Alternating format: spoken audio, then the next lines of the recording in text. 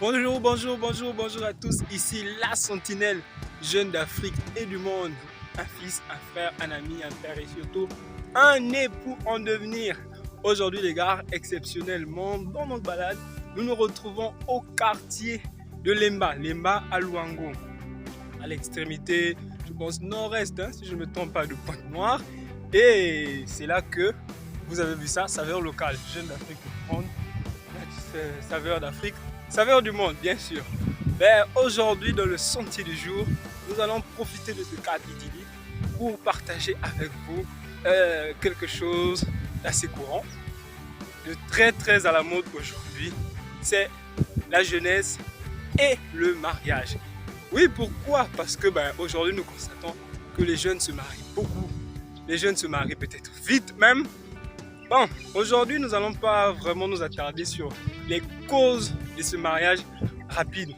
Parce qu'on a l'impression que les gens, pour assouvir un certain désir sexuel, motivés par les croyances religieuses, sont obligés de se marier un peu vite, sans vraiment prendre le temps de comprendre, ou bien d'abord de comprendre le mariage, mais aussi de connaître son partenaire, de connaître la personne avec qui on aimerait passer le reste de sa vie. Pourquoi nous en parlons? Parce que il y a une jeune d'Afrique et du monde qui a contacté la sentinelle pour partager avec la sentinelle l'expérience tangible de sa vie.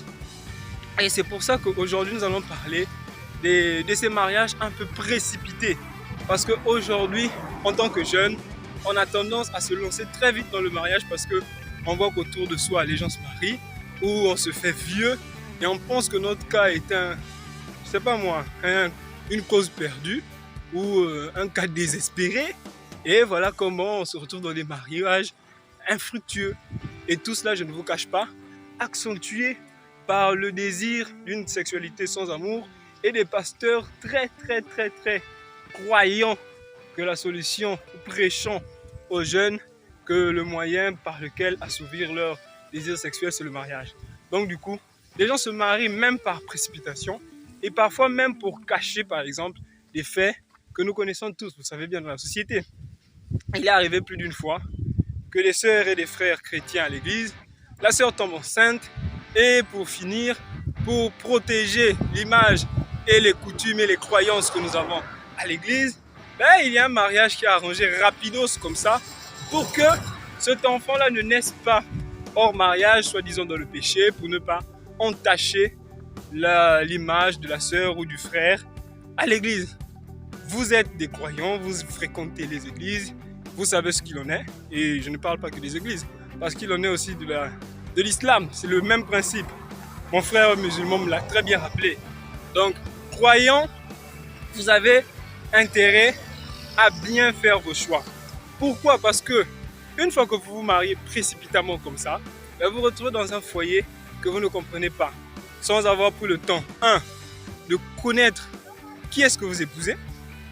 2, en plus de vous mettre avec cette personne-là, vous n'avez pas pris le temps de connaître qui est sa famille, qui est son père, qui est sa mère. Et comme la question m'a été soumise par une jeune d'Afrique et du monde, donc nous allons parler au nom de la gente féminine des jeunes filles. Vous vous retrouvez parfois en mariage avec des gens que vous ne connaissez pas. Après, c'est pour vivre des expériences plutôt bizarres.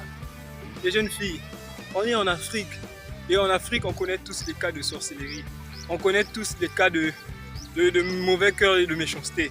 Et c'est Franco, si je ne me trompe pas, qui a bien chanté que les sœurs en Afrique n'aiment pas les épouses de leurs frères.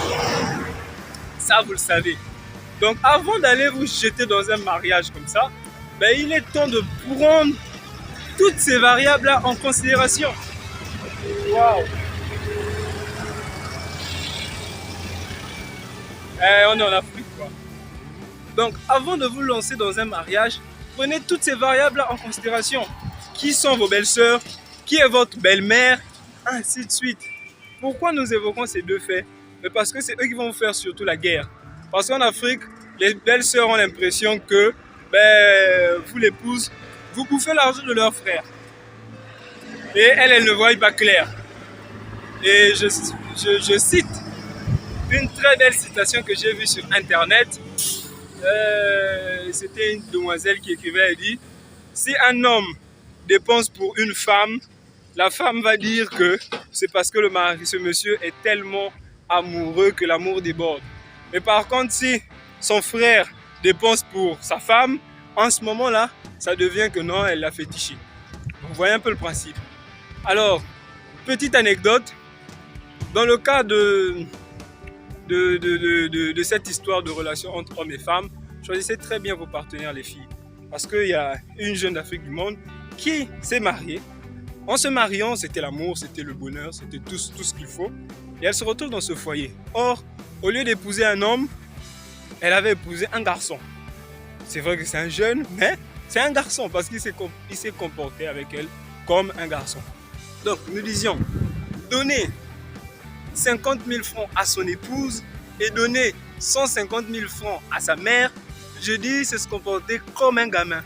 Parce que ce n'est pas pour critiquer les beaux sentiments de mère à fils ou bien de mari à épouse, mais je pense que là, il y a un sérieux problème. Mais en tant qu'homme, on n'est pas censé déjà donner une popote à sa mère. Votre mère est dans un foyer, si elle l'a encore. C'est censé être la femme de votre père, s'ils sont encore en couple. Alors, si elle a des besoins et que vous devez lui donner de l'argent pour compléter, pour faire à manger, mais vous lui donnez le strict minimum. On ne vous dit pas de ne pas nourrir vos parents, de ne pas en prendre soin. Mais vous ne pouvez pas prendre plus soin de votre mère au détriment de votre épouse. Non, ça ne se passe pas comme ça, les gars. Vraiment, je suis désolé, ça ne se passe pas comme ça. Ça me rappelle une fois, ma mère m'avait appelé pour me dire: mon fils, je sais que tu es en train de grandir, mais tu vois, avec tout ce qui est en train de se passer là, prends bien soin de ta femme. Parce que c'est la fille de quelqu'un. Et c'est avec elle que tu vas construire ta vie. Et c'est avec elle que tu vas construire ta famille. Et je pense que le pasteur Marcelo en a parlé dans l'une de ses prédications. Il a dit, après ton Dieu, pour un homme, la personne la plus importante, c'est son épouse. Qu'on ne se trompe pas, c'est vrai. Les parents sont là, ils ont toujours été là. Qu'on ne se trompe pas.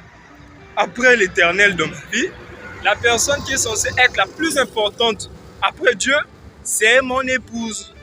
Après viendra mes parents, mes enfants et ainsi de suite. La même chose pour la femme. Après ton Dieu, la personne la plus importante dans ta vie, c'est ton époux. C'est aussi simple que ça. Jusqu'à ce que vous soyez mariés. Donc, si vous n'avez pas bien compris cette notion-là, les filles, les jeunes, ça ne sert à rien de vous lancer dans des mariages qui ne serviront à rien. Parce que pour se marier, il faut être un homme, il faut être une femme. Il ne faut pas être un gamin et aller jouer aux aventures. Alors, profitez bien de ce beau conseil partagé par une jeune d'Afrique et du monde. Moi, je vais profiter de mon vin de palme, quand je vais arriver à la maison tout à l'heure. C'était La Sentinelle, votre frère, votre ami, un père et surtout un époux en devenir. Au revoir les filles.